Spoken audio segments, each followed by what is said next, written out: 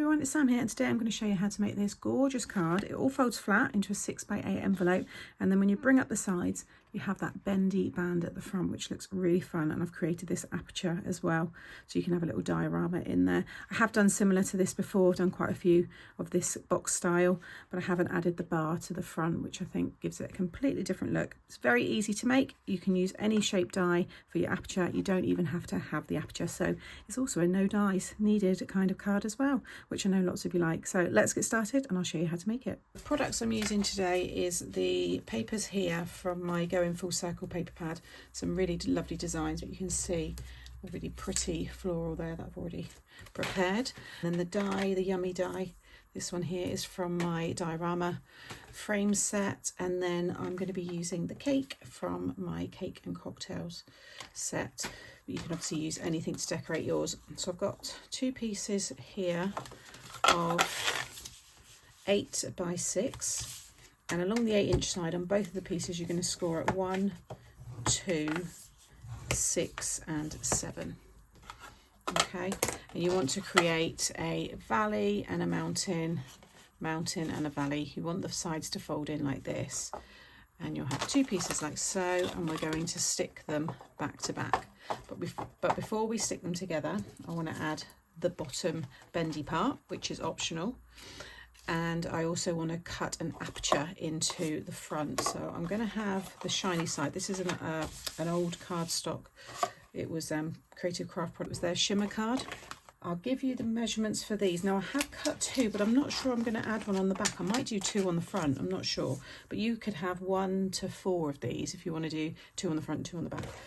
So these are 9 by 1, but the 1 inch, that can be any height you want. So if you want to have a bigger sentiment and pop-ups on this, then you can do it bigger, but you do need it to be 9 inches.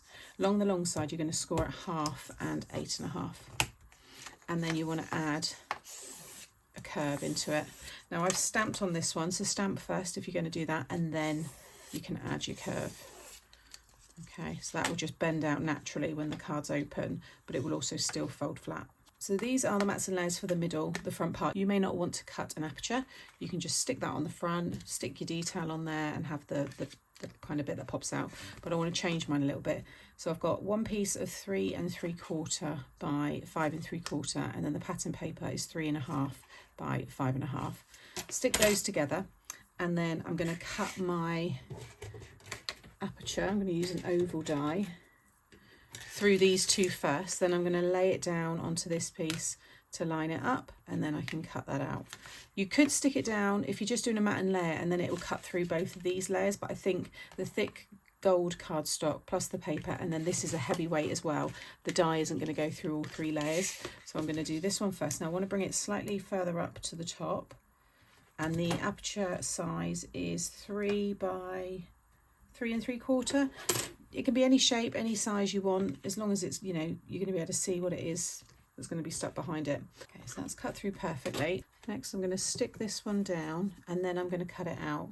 That's that one stuck down. You could again keep it like that, pop your image in the middle, and then I'll talk you through the frame in a minute, but I've just framed it. That looks really nice as well. So now I'm just going to sit that back in there. Just tape it down again and run that through. Okay, now I can just pop that one out, and I've got that perfect aperture. Then to create the frame with whatever size aperture you've used, get the next die up or cut a size slightly bigger, tape them together, and then I've run it through using gold mirror card. So now I can stick that one around there. Next you want to stick down these mats and layers. So I've got 2 for that side, 2 for that side. Again, you might just be doing 1 layer, but you'll want 4 pieces of 3/4 by 5 3/4, and then 4 pieces of 1/2 inch by 5.5, and just stick those in each of those sections. So that's all ready now to stick to this piece, but we want to have these little tabs in between. So I'm just going to take a little glue, just fold each of the tabs in, and I'm going to stick it to the back of this one first of all. Okay, so you're just sticking it right down into the corner there, and just make sure when it lays flat it lines up with the other end. And again, you can just add your glue on that other tab and then lay that down. Now what you may need to do is on this top one, is just cut the tiniest slither off the edge. Even at this point, it's still okay to do. So from that end there, I'm just going to pop it in, and it's just the tiniest amount. But if you do this at both ends, so you can see there, just a really thin piece. It's not affected the way it looks. You could do this before you stick your mats down if you want, and again the other end. There we go. It's just going to allow this to slide in between, because we're going to stick these two sides together in a minute, but just do a little dry run first, like so, and make sure again it all folds flat. That's how it's going to be in the envelope. Just run your glue down the two outer 1-inch sections, and then you can just slide that down, because the glue will just be rubbing on that area that you want it to stick to anyway, so it doesn't matter. Right down to the bottom, very nice and flush, and then just spend a minute lining everything up, keeping it all nice and flat. Okay, so whilst that's drying, I'm now going to stick my lovely birthday cake in the middle, and then the yummy is going to just attach just above there, so it says Happy Cake Day underneath. So I'm just going to use the quick grub glue, just a little bit on the bottom there, probably a little bit on that one as well. I just want to have this so it's in the centre of this section. And there you have it. How pretty does that look? Now, if you want, if you've seen these styles before, you can fold them more in on themselves like this, but you can see that pops out really nicely. You might just have to bend the yummy word a little bit. You could have something hanging here, you could have a piece of acetate across the front, you could put extra bars in there as well. I've got all different versions of this style card already on the channel where I've done things like that, so you could certainly add those elements to this. But I think by adding that bar, it just gives it a completely different look.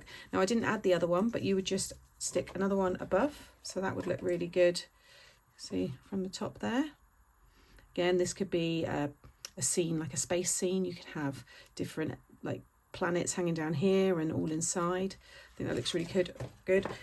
Or you could just stick another one on the bottom, so you just stick that onto the back piece and stick this one onto the front. There's a few ways to do it, but you can see again how that would look from the back there as well. That looks really fun, but I'm just going to keep mine on the front. But I'm definitely going to be revisiting this style in more sizes, so you'll probably see more of those configurations. And I'm just going to finish the card off now with a little bit of glaze on the tops, on like the little cherries and the raspberries, all the fruits actually. I think I'm going to cover them all. So once again, I'll just bring it up a little bit closer there. That glaze is a little bit cloudy, but it does dry clear, and that will just leave that lovely shine. And then you've got the shine there as well from the mirrored card, the shimmer from the cardstock, and that beautiful pattern paper.